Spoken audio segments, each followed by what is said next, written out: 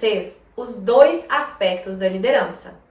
Como que você, enquanto analista, consultor, representante, pode trabalhar alguns lados da liderança para que você consiga desenvolver a sua carreira e estar pronto para assumir um próximo passo? E como você, enquanto coordenador, gerente, supervisor, consegue melhorar ainda mais o seu papel para dar também o próximo passo na sua carreira? A primeira coisa que a gente precisa entender é que existem dois lados do cargo de líder. O primeiro deles é o líder humano, é o líder que desenvolve pessoas. E o segundo é o líder focado em processos, dados, análises e números. Você precisa transitar entre um e outro. De nada adianta ser um líder só focado em pessoas e deixar os processos para trás. E também não adianta ser aquele líder, o antigo chefe, que a gente já está cansado de ouvir falar, que só está focado em número, em resultado, em performance e esqueceu o aspecto pessoal. Então, antes da gente entrar em desenvolvimento de carreira, tanto para quem é uma pessoa que já é líder e aquele que está se desenvolvendo para se tornar um líder, eu quero primeiro trazer aqui informações sobre o líder, que tem que focar no lado humano e no lado de números e análises. Pensando em pessoas, pensando naquele líder inspirador, aquele líder que motiva, o que ele precisa fazer para diariamente se deparar com uma equipe de alta performance, mas com aquele brilho no olhar, com aquele gosto de fazer o que faz? Um bom líder humano é aquele que consegue identificar o que há de melhor nos seus liderados. E como ele vai fazer isso? Primeiramente, vai tentar identificar quais são os hobbies, quais são as vontades, os desejos daquela pessoa e casar esses desejos e vontade com o trabalho atual. Eu mesma já tive liderados que têm sonho em viajar ao mundo. A gente traçou uma planilha para poder pegar a comissão de vendas e um certo valor dessa comissão, claro, ser dedicado para viagem, e a gente começou a montar roteiros uma vez por mês para que aquela pessoa se sentisse confortável para me falar dos sonhos dela. Eu já tive outros liderados que estavam querendo sair da casa dos pais, morar sozinho e precisavam fazer uma planilha de custo para entender quanto precisavam vender por mês para pagar as contas do novo apartamento. Eu já tive liderados que queriam casar e queriam fazer a festa de casamento e que precisavam ganhar cada vez mais bônus para poder possibilitar aquela festa. Você identificar esse lado nas pessoas vai trabalhar a empatia e a confiança e mostrar que existe sim uma humanidade. Por mais que a gente esteja falando de trabalho, daquela coisa de todo dia, trazer número, trazer resultado. E quando aquela pessoa entende que há um casamento entre o objetivo pessoal e o profissional, ela vai dar muito mais gás no dia a dia. Obviamente, ninguém quer ficar parado para sempre naquele mesmo cargo, naquela mesma coisa. Então, falar de desenvolvimento de carreira também é importante. Cuidado para não prometer cargos, porque isso é uma falha enorme de muitos líderes que desmotivam muito as pessoas quando elas entendem que tem algo prometido e aquilo nunca acontece, né? Aquela promoção nunca acontece. Entender quais são os livros que ela precisa ler para poder se aprofundar, quais materiais ela pode desenvolver para poder otimizar o dia a dia, comportamentos durante o expediente de trabalho que podem fazer com que ela gere mais autoridade, como relacionamento com times que são pares ou até mesmo que não são diretamente ligados ao time atual dela. Lembre-se que desenvolver para a carreira também é desenvolver as competências, tanto de habilidades técnicas quanto habilidades pessoais. Quando você motiva essa pessoa a crescer, tanto pessoalmente quanto profissionalmente, você vai ter uma pessoa com gosto de ir segundas-feiras para o trabalho. O meu antigo chefe me falava que as pessoas se demitem não da empresa, não do trabalho, mas sim dos líderes. Os líderes que não são humanos, que não são humildes, aqueles líderes que só focam em resultado e bater meta e fazem aquele rapport, aquela empatia ali só para falar que fez, dificilmente vão ter pessoas realmente apaixonadas pelo próprio time. O segundo aspecto da liderança, que é o aspecto de números, análises e dados, ele é necessário. Vou fazer uma analogia aqui com o Airbnb. Suponhamos que você alugou uma casa para poder passar suas férias aí de verão. Você chega na casa e a casa tá muito bagunçada. Lixo fora do lugar, cama sem fazer. Você vai pensar naquele anfitrião. Poxa, por que será que o anfitrião deixou a casa assim pra mim? Eu vou dar uma nota ruim pra ele. Fora que vai estragar a experiência das suas férias. A liderança não é muito diferente. Se você é um líder muito intuitivo, o que é bom pro lado pessoal, mas esquece de fazer o dever de casa, de documentar processos, organizar o dia a dia, provavelmente aquela pessoa que vai assumir o seu cargo no futuro vai ter essa mesma visão que você teve do anfitrião do Airbnb. Que pessoa desorganizada. E você vai fechar uma porta, porque assim como você não vai querer mais se hospedar naquela casa, você também não vai querer trabalhar com uma pessoa que deixou tudo bagunçado. Não se esqueça que fazer esse controle, tanto macro quanto micro, é importante. O que é um controle macro? Controle macro é você entender metas, processos anuais, mensais, semanais, pipe review, tudo para que você direcione o seu time ao cumprimento de metas. A gente fala muito dos OKRs, né? Objective Key Results. Vou dar um exemplo em vendas. O meu objetivo do mês é vender 50 mil reais. Para eu vender 50 mil reais, eu tenho que fazer um funil reverso. Eu tenho que abrir, por exemplo, 200 portas. Dessas 200 portas, eu tenho que fazer 90 reuniões comerciais. Das 90 reuniões comerciais, eu tenho que fazer, por exemplo, 10 reuniões de apresentação de proposta para poder ganhar 8 novos negócios e bater a minha meta. Destrinchar isso mês a mês e ter um histórico é muito importante, tanto para você ver o que você fez certo, o que você fez errado, quanto para um líder futuro. E sim, você tem que estar pensando em líder futuro, porque a gente sabe que você não quer ficar para sempre na posição que você está. Pode ser em uma outra empresa, ou até mesmo na mesma empresa, em setores diferentes, ou até crescendo horizontalmente mesmo para uma nova posição, verticalmente, uma nova posição de liderança. Então, quando você chegar na sua empresa, na segunda, na terça, na quarta, na quinta e na sexta, tenha sua agenda organizada, saiba quais são os dados que você precisa analisar, as planilhas que devem ser atualizadas, os deals que precisam ser movimentados no seu pipeline. Isso falando do lado de vendas, outras profissões também têm que se organizar. Quando eu falo do lado micro, eu estou pensando em pessoas, em equipe. Então eu começo a desenvolver o Coaching Tracker, que é um material que está disponível na descrição desse vídeo. É uma planilha muito simples que você vai passar para cada um dos seus liderados para que eles preencham como se fosse um diário de melhorias. E aqui é muito interessante, porque eu estou fazendo um casamento de números com pessoas. O que isso quer dizer? O Coaching Tracker deve ser preenchido ao final de toda reunião, tipo one-on-one, ou seja, reunião líder-liderado, com algum objetivo. E esse objetivo, ele precisa ser quantitativo. Ele precisa ter um objetivo claro e alcançável para o próximo encontro. Todo encontro começa abrindo o Coaching Tracker, né? Depois do rapport, depois daquele momento de o que você fez na semana, qual esporte você praticou, para qual lugar você viajou, quais são os seus objetivos, né? Depois do rapport, você vai abrir o Coaching Tracker e perguntar: o seu objetivo da semana anterior foi cumprido? Se sim, o que você aprendeu com ele? Se não, por que não foi alcançado? Por que o Coaching Tracker é importante? Mais que te dar uma análise de pontos de melhoria e fortalezas de cada um dos seus liderados, você vai mostrar para eles como que eles estão crescendo profissionalmente naquele cargo atual. Mais uma vez, melhorando a motivação daquelas pessoas. Fora que uma vez que você não for mais gerente daquelas pessoas, você vai dar uma bandeja de informações para aquele próximo líder que vai assumir aquela pessoa. E isso é fantástico, você precisa fazer. De outro aspecto, falando aí não só do micro e do macro, ou seja, não só de pessoas como do time todo, eu aconselho fortemente todo mês a você criar o PDCA, Plan, Do, Check, Act. Planejar, fazer, checar e agir. O que isso significa? Lembra dos OKRs que eu falei? Objective Key Result. Ou seja, preciso bater tanto, para bater tanto de meta eu tenho que fazer tais ações? O Plan, Do, Check, Act, PDCA, ele tem como objetivo destrinchar cada ponto, cada tarefa que você traçou, quais deram certo e quais deram errado. Mesmo no mês que você bateu a meta, é importante fazer o PDCA. Para que você comece a notar uma sazonalidade, para que você comece a notar o que deu certo, o que deu errado. É claro que você tende a olhar muito mais para o problema do que para o acerto.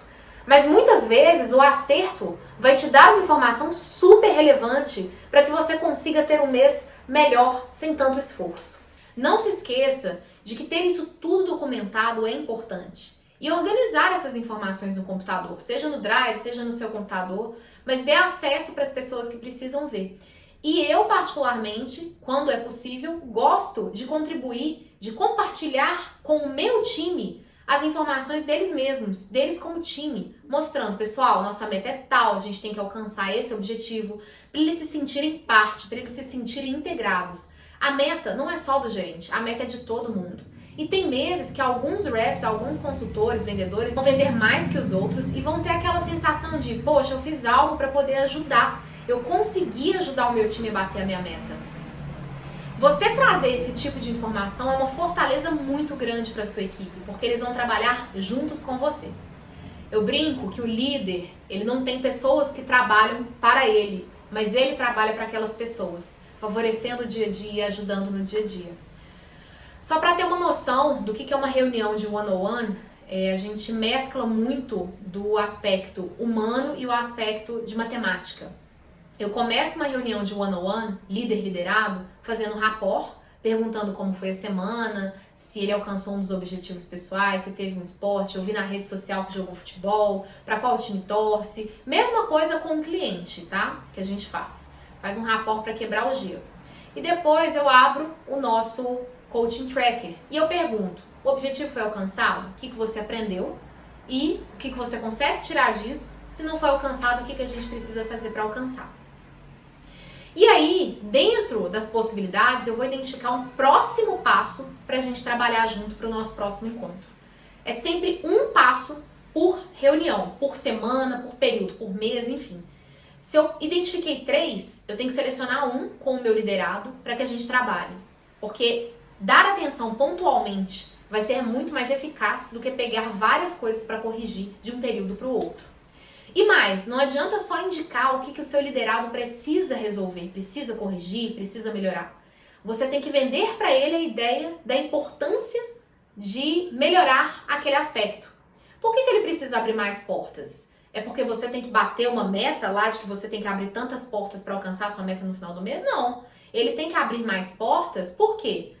Porque caso um deal grande não feche, ele ainda vai ter várias outras opções para não ficar preocupado no final do mês.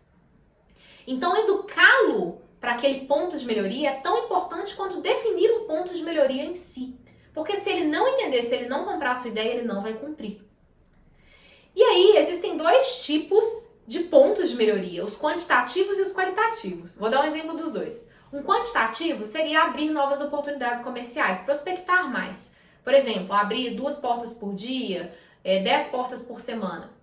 Fazer 10 reuniões no mês. Isso é quantitativo. Qualitativo seria melhorar o fechamento da porta de budget. Como melhorar isso? Como é que eu vou falar se eu melhorei ou se eu não melhorei? É uma coisa muito subjetiva.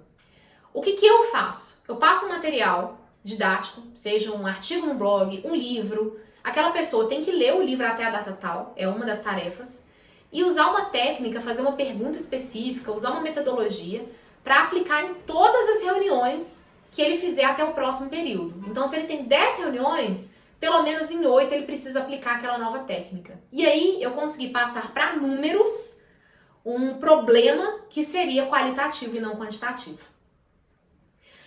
Aqui a gente finalizou a explicação de um líder focado em pessoas e um líder focado em números. Como que eu, enquanto um representante comercial, enquanto um rep, um consultor, um vendedor, posso trabalhar a liderança sem ter na minha CLT o nome líder, coordenador, supervisor, gestor, enfim.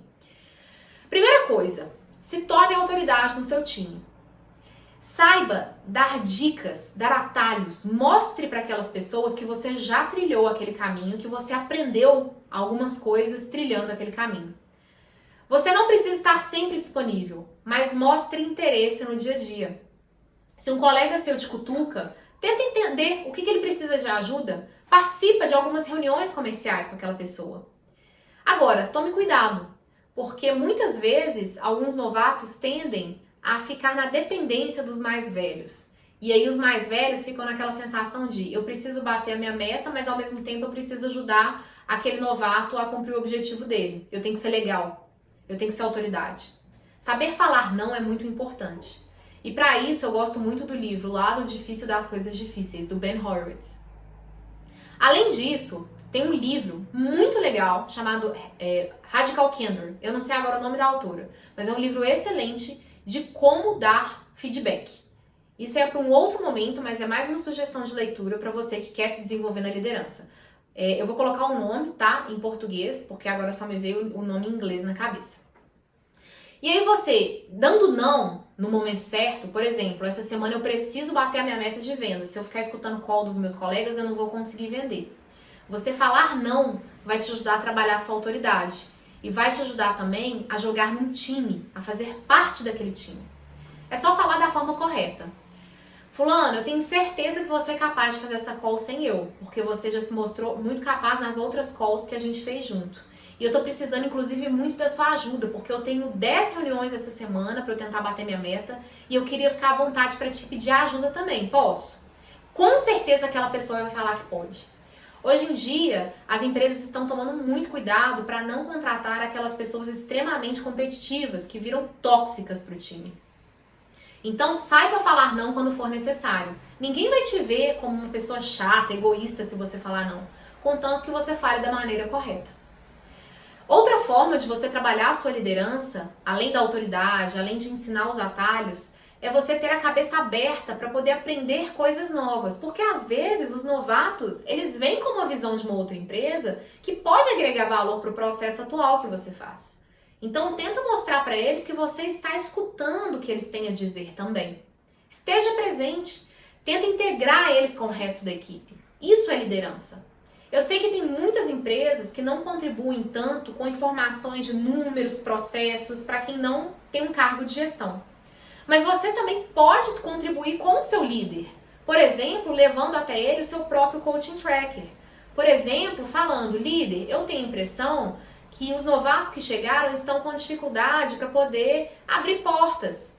Eu posso tentar entender o que está acontecendo e propor uma solução, fazer um treinamento com eles? Isso é liderança. O seu líder vai ver isso com bons olhos.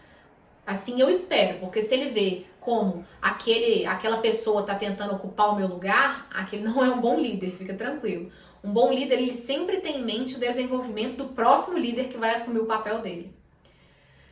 E aqui a gente falou de como que você, enquanto consultor, enquanto vendedor, analista, pode desenvolver a sua autoridade no time. Esteja disponível, mostre que você está disposto a ajudar, que você integra todos como equipe, que você ajuda o seu líder a construir uma equipe melhor e que você está correndo atrás dos objetivos do time. E você, enquanto líder, coordenador, supervisor, diretor, como melhorar o seu dia a dia? No começo do vídeo eu falei muito sobre a liderança humana e a liderança, processos, dados, análises e números. O seu papel enquanto líder é saber transitar entre um e outro. É conseguir extrair o melhor das pessoas, vender a ideia que a meta batida é importante para o crescimento pessoal e para cumprir metas pessoais de comprar um carro, casar, fazer uma festa, ter filho, mudar de casa, viajar ao mundo. Enfim, não importa. Mas você tem que identificar o que há de melhor naquela pessoa e fazer com que aquela pessoa se torne a referência para aquilo. Eu já tive liderados que eram muito bons para poder encerrar a negociação, realmente conseguir aquele sim, sabe? Aquela pessoa que não dava muito para onde o prospect correr. Eu pedi para aquela pessoa fazer um treinamento de objeções. Eu já tive uma líder que era excelente em rapport, muito boa mesmo. Ela era aquela pessoa que trabalhava empatia, que realmente fazia o prospect se sentir à vontade com ela. E por que não ela poderia dar uma aula de rapport? Ela ensinou toda a equipe, inclusive de Customer Success, a fazer rapport com o cliente. Trabalhe o potencial das pessoas, faça-os sentir importante, parte da equipe. E case os desejos pessoais com as metas da empresa. Agora, enquanto dados, enquanto análise, você tem que fazer o PDCA, o OKR, tudo que é processo para que você esteja pronto não só para apresentar para a diretoria, mas também para receber um próximo líder, um supervisor. Pode até ser que você mantenha o seu cargo, mas às vezes você, enquanto gerente, vai ter um coordenador embaixo de você e você quer contribuir com algumas informações para facilitar o seu trabalho e o dele.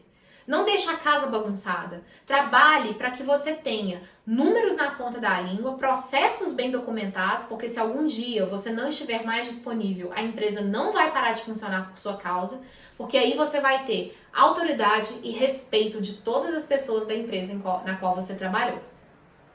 Na semana que vem eu vou trazer mais um vídeo sobre liderança, vendas e carreira. E eu conto com vocês para acompanhar a gente. Não se esqueça de seguir o canal, curtir o vídeo se você gostou, deixar o seu comentário e trazer a sua experiência também.